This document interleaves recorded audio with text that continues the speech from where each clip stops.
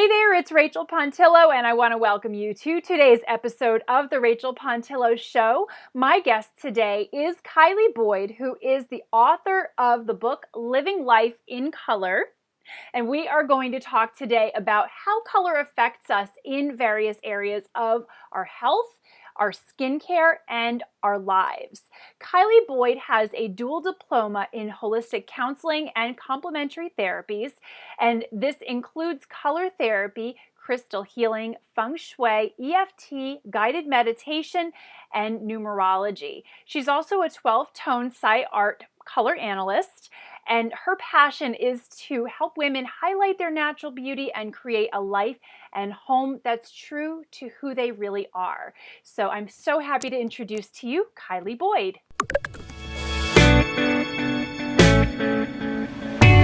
Hi, Kylie. Thank you so much for being with us today. Thank you so much for having me. It's lovely to see you. Lovely to see you too. We've actually been connected for quite some time now, and we first connected over color. So this is something that you and I are both interested in, because this is something that I've written about in the past, and I've had my colors done, but Yes. but this is something that you've really chosen to make your life's work, and obviously you've written a book about it, Living Life in Color, which Color, yes. we're going to talk about it, because this is not just a book about color analysis, and I want everybody who is watching and listening to understand that this is way more than just that, and we'll get to that. But I would love to know, what brought you into color? How did you get here? It was actually a really interesting journey, and it started with a red lipstick, would you believe?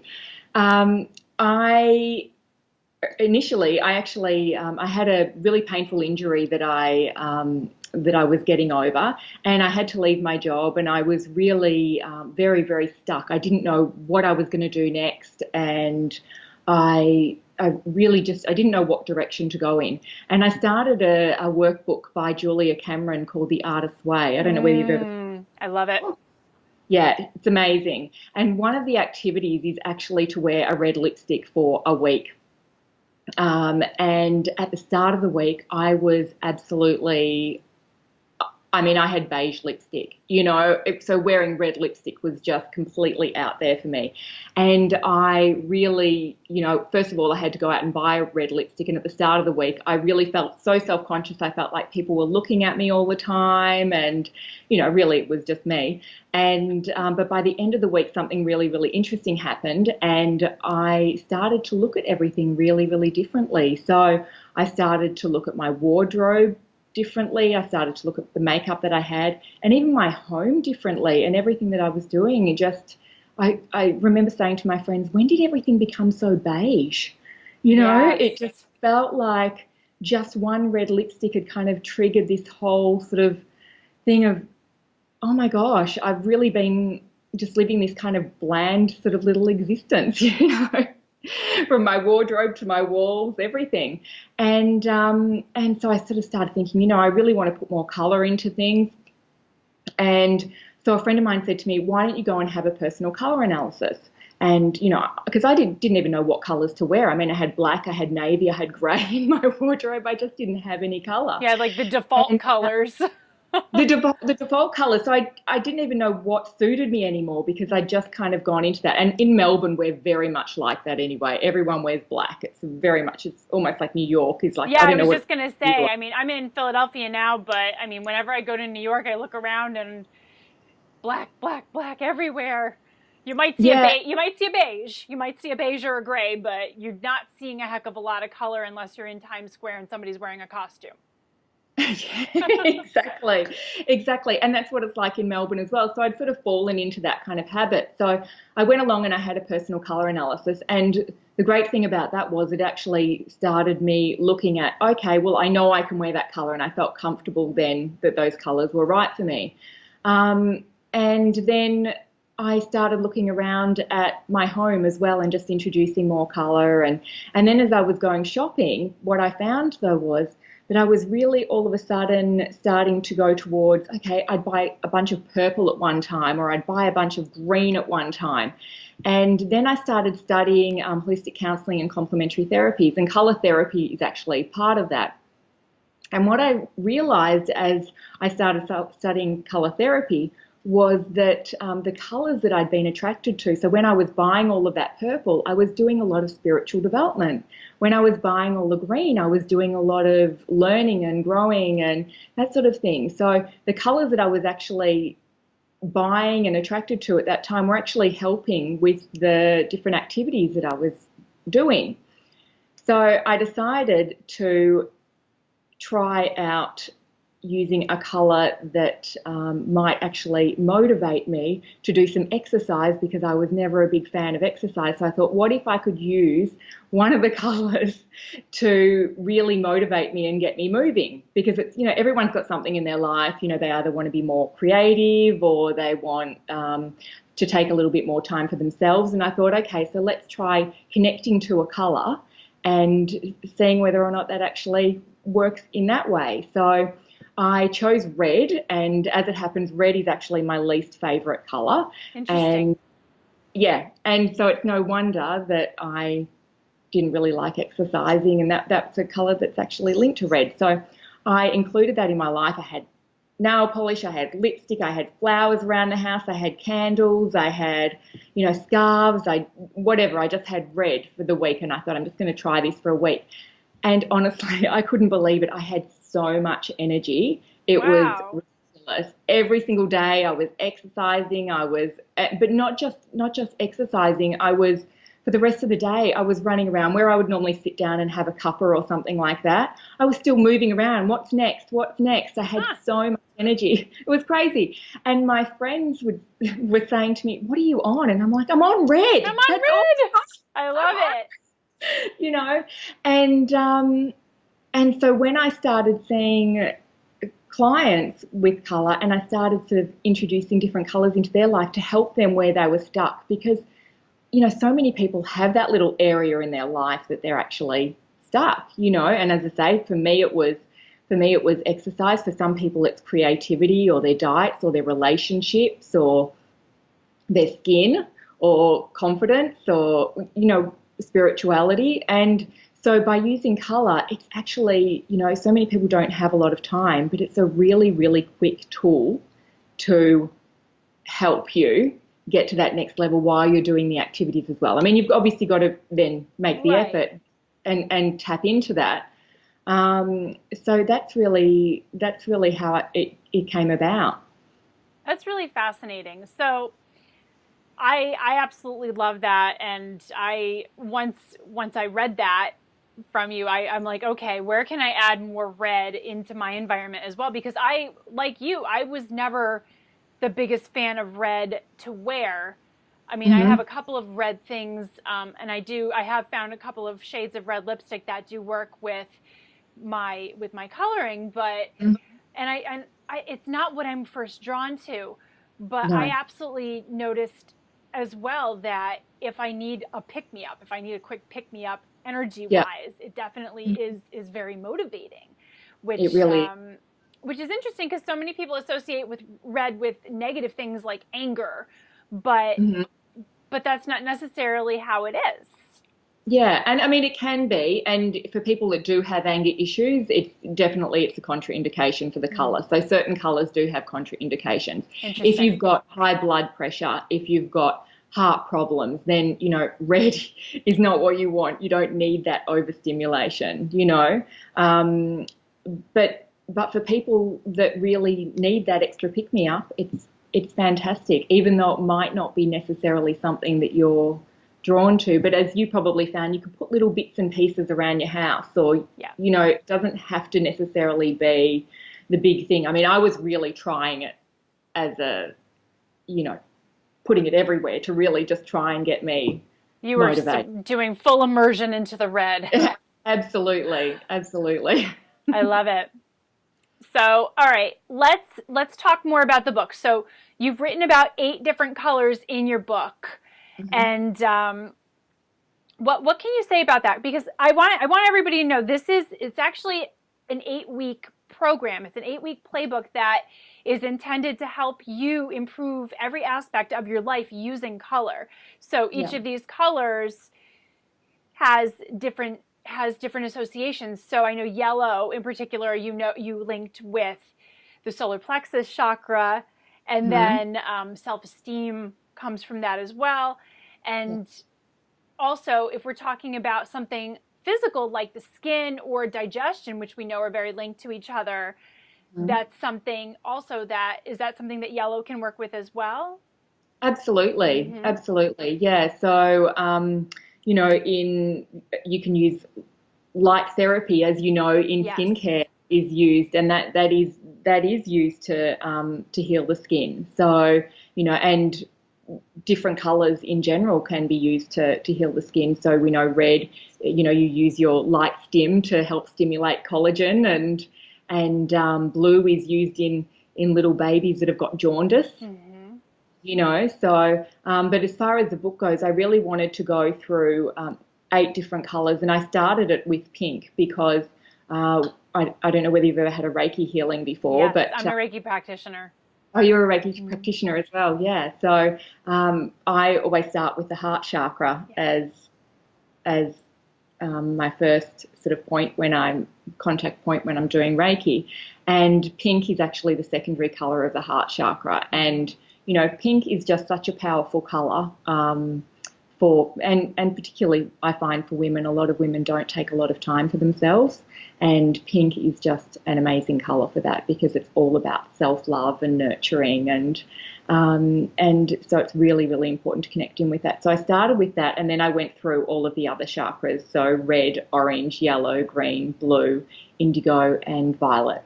I love it. And yeah, and each of the weeks, so I sort of encourage people to use, say, if we're talking about Pink Week, it's about, using some pink items around your house. You might get Mm-hmm. some roses, some rose quartz. There are different crystal suggestions as well. There's a list at the start of each week as to ways you can actually include it. So it can be in your makeup if you want to, it can be in your clothing. But then there's actually a really small activity every single day to help connect you with the colour. Mm-hmm. Probably one day a week there's a slightly bigger activity. I know people are under a time crunch, so that's really been where I really tried to keep it kind of small, Yes. but keep people being able to connect with the colour and do an activity that's related to it really quickly. And that's something I really liked about this book, is that you do offer several different options for exercises that people can do, whether it's a little journaling prompt or an affirmation that they can repeat. Mm-hmm. Um, I think that makes it really user friendly for busy people, and Mm-hmm. not something that they have to overthink or feel like, oh my God, I don't have time to sit and write this long journal entry. You have really made it for the busy person, which is just Yeah, about all of us these days. everybody. So Mm-hmm. I think that's really great, and I love how I'm being reminded when I think about how you've connected colors to certain emotions and certain um, lifestyle practices or lifestyle issues that people sometimes struggle with. I really am reminded about how flowers are used in healing, and also gemstones, in that Mm-hmm. there are certain physical benefits, but there are also emotional and spiritual benefits. So it really is, it's a holistic healing modality all in itself that people wouldn't even think of, which I No. think is so powerful. Yeah, I mean, some people think, it's just about colour. Well, colour's the prompt, Right. but then the rest of the activities really do go through the full scale of what I would do in a holistic counselling therapy session, or with complementary therapies. It uses all of those. So, Yeah. but in a really, really quick way for Yeah. people just to be able to grab and touch on. And I think that it's something that at the end of the program, I've been hearing, people saying, I really realize that I need to do more of that. So they're picking and choosing at the end of it. That's what I know I need to use. And so Yep. then they can custom it. And I was talking to someone the other day, and she said, I never choose anything out of my wardrobe until the next morning, because I want to be actually drawn to the color, because it's about the mood for the day. And It's in that's that really moment. Yeah. that's when they're choosing it. So that's something that I think is a really important takeaway from it as well, is once you've done the activities, you'll remember what the colours are all there for, Hmm. and you can use it for the rest of your life. And it's not just it affects how you feel, but it also affects, I've got in there the clothing impression colours that are given as well. Hmm. So when someone actually sees you, I mean, colour is the very, very first thing that people see about us. Absolutely. And it's amazing how it can set the tone for a relationship one way versus another Hmm. way. And they always say you only get one first impression. So if Hmm. you are going to be meeting somebody for the first time, or if you have an important interview or an important get together where you want to make a good impression, it's not so much about the items of clothing that you're choosing to wear, but the color itself. Even if nothing else in the outfit is working, if the color is right and it's presenting you in a certain way that people will perceive you how you want to be perceived in that moment, that is so much. That's so much right there that people can use that they, again, wouldn't have even necessarily thought of. No, exactly. So, and that's what I love about it. And I think you can use color in so many different ways. You can use it to create a great first impression, or you can use it to, affect how you feel about Yeah. yourself as well, which is really important. So, Now we got to talk about this. So, in our emails back and forth when we were planning this episode, you asked me for my most favorite and my least favorite colors. And yes. I gave you like a laundry list, and you're like, can you cut it down? I'm like, because I just love colors. But Yeah. it was really easy for me to think about my least favorite colors Hmm. And you because said, I said sorry. pink. Yes. And part of it is because, well, I think there's a lot there because think about it. I mean, most girls are kind of forced into pink when they're very little, and that's changing now. I know with my kids, I tried to give them a little bit more neutrality when they were babies so that they weren't just constantly like, oh, you're a girl, you must wear pink. Yes. So I think like the rebel in me is like, I'm not gonna like pink. Um, but also because of my coloring, there's not too many pinks that actually do work well for me. If I have a lot of the pinks that are your conventional pink, like your baby powder pink or your bubblegum pink, I just look like a hot mess in those. It just does not work Yeah. for me. So I think between I don't want to wear pink just because I'm a girl, and well, it doesn't really look good on me anyway. I Hmm. got just in this whole I hate pink stage. But Yeah. then when you're like, ooh, that's a self love thing, I'm like, Yeah. crap. She got me. You got me because it's amazing because self love is something that, I mean, anybody who's watching and listening, I talk about this all the time Yeah. and I teach about it and I've written books about it. Hmm. But it's something that we just have to constantly keep reminding ourselves and working on for ourselves. And me, I'm a perfectionist. I am a very tough self critic. And Hmm. when you said that, I'm like, ooh, all right, sorry. I'm like, I'm not going to wear pink because Yeah. I don't have two. I have maybe one or two pink things that actually work well for me. And I'm not just going to wear those every day. But I Yeah. love rose quartz. Love And I rose did mention quartz. that. Yeah. So I have rose quartz in every room of my house. I even sleep with some under my pillow. Yes. And it's been helping just holding it and holding it to my heart. It really does help. I believe very strongly in the healing powers of stones. So if I Mm. can associate a color with a stone, that for me is a very healing practice. But Yes. yeah, you got me with that one. Well, and I think rose quartz is such a beautiful one. And look, it's interesting because, girls are, and when we were younger, we grew up with pink being the color for girls and Yeah. everything. But a lot of women that come in and see me really don't like pink. And it really is a case of really taking time out to show yourself a little bit of self-love. And you were talking about it being a very pale pink as well that you didn't Mm-hmm. like. And that's one of the most nurturing pinks that you can get as well. So, a lot of people are putting so much energy into their children, Yeah. they're putting so much energy into their partners, their parents if they're getting older, or their jobs, their friends, everything else, and they're really not taking that time for themselves. And pink really is representative of that. And so just being able to include a little bit of that in your life, and the activities that represent pink, which are, really quick activities, as you probably saw, it makes such a difference. And look, I love rose quartz, and I think with crystals as well, you can always get the little tumble stones. Yeah. And I'm always sticking them in my bra or I whatever. know, I do that too. I have them in my bra, I have them in my purse, I have it under my pillow.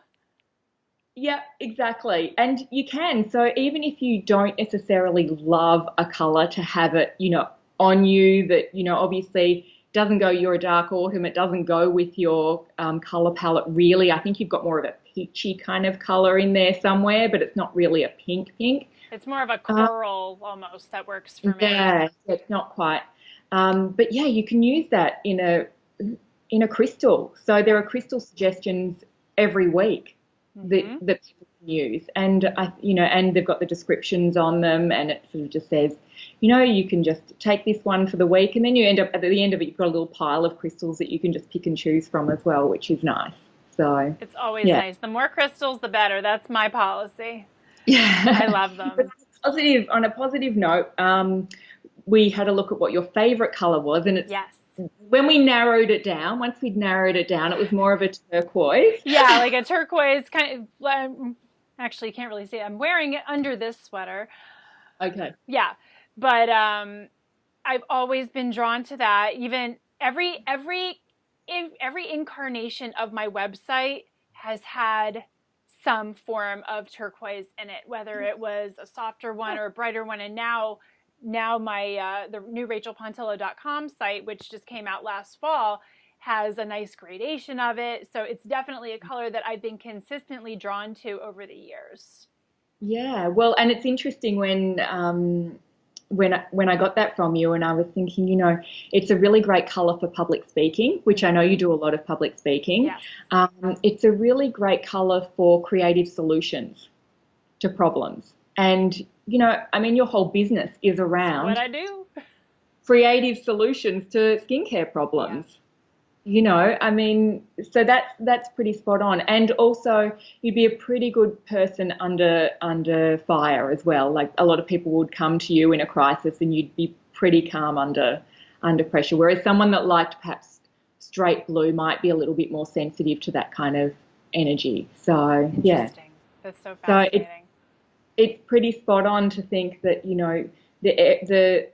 that's one of the first questions that I ask in the book is, what's your favorite color? What's your least favorite color? And where are you in your life right now? And it's amazing, as people start to go through the book, I've noticed that, they've said to me, yeah, I really don't like blue, and I don't like alone time. I don't like just having that peaceful downtime. I'm more of a red person. I'm more of a get up and do things. But really, it's important to have that life balance. Absolutely. Well, I think it's great that what you've done, not just in the book, but also in your practice, I think it's such a unique way to help people connect with different aspects of themselves and improve their lives. And it's something that is completely safe, that anybody can do, and it can only do good, which I think is just beautiful. So thank you for the work that you do. And so your book, Living Life in Color, this is available on Amazon. Where else can our viewers find this? So they can go through my website if they want. So it's www.livinglifeincolor.com.au. It's color with a U. Yes. So, yeah.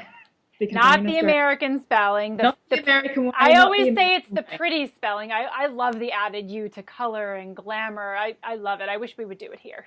Okay. Well, you could petition it maybe or I something. think so. I'll call my congressman. Added U. I bet that's a request they haven't heard much of lately. Could you put the U in color? That would make my life so much easier. Exactly. And I've actually created a little booklet on my website as well, which people can actually go into, and it's just a little five-step strategy, and with some little steps to start to add color into your life. So, and it's about creating quick and easy change. So it's just a really quick way for them to just start getting going on color if they're interested in that. Well, I'm going to download that myself. That sounds fantastic. So thank you again for being here. I am so excited to share your book with our audience. I hope everybody goes out and gets a copy. It really is a very unique, and I consider it a very happy read. It'll It's make you meant to be it'll make you fun. feel good. Yeah, it's fun and Yeah, it'll make you feel good.